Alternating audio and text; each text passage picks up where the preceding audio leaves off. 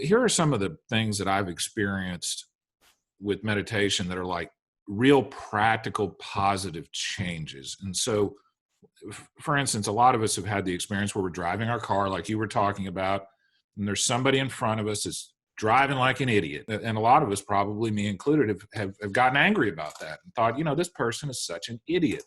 Well, I haven't done that in 5 years. And the reason is because now the first thought that comes to my mind is, I wonder if that's a person with some, maybe they have some problems that they're not able to drive quite as well as others. And so it's through meditation that I was able to reframe the way I thought about that. If you lead your life where a trigger happens and you just respond without thinking, that you're not a conscious agent anymore. You are a programmed agent. You're being programmed by your environment to react in ways that you don't really control. And so that's a practical example of how meditation has helped me with any kind of road rage. And so talk a little bit about, Samy, if you don't mind, how you would utilize a mindfulness practice or a meditation practice specifically to help with the kind of worries that people are having right now during the pandemic.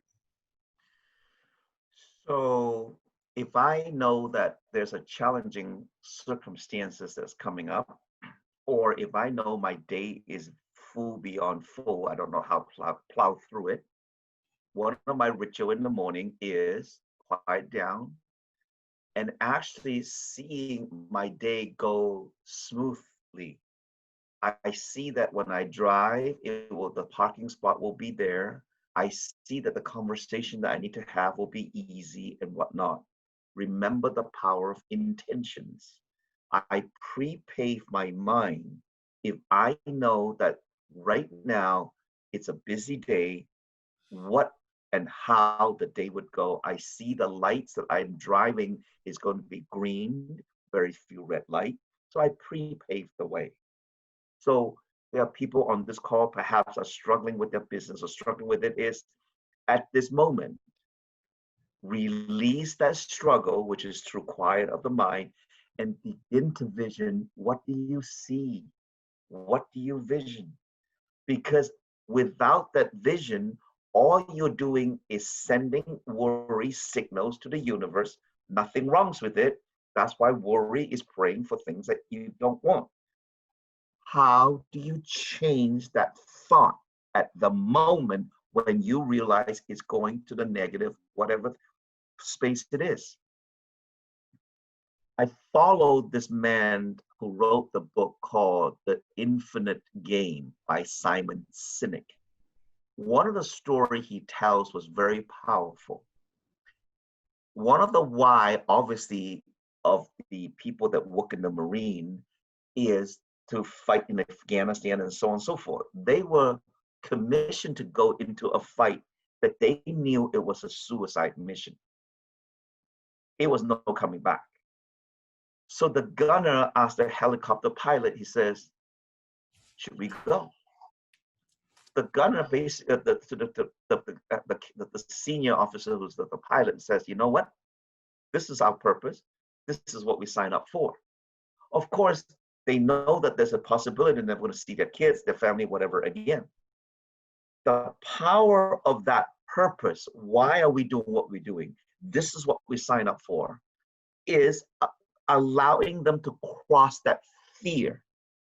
Now, the mission didn't happen. The mission was scrubbed.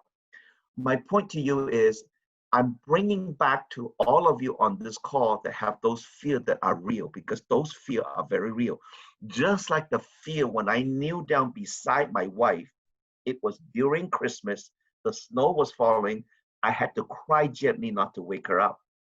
Remember, if you look back at your life, some of the most challenging moments, you are still sitting here talking, listening about this podcast.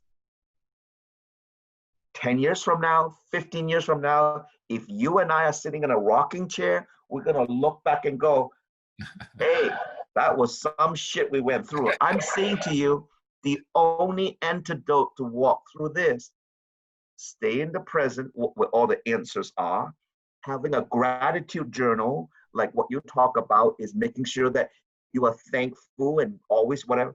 Have a powerful vision that you know you're about to go into the rabbit hole to say, you know what?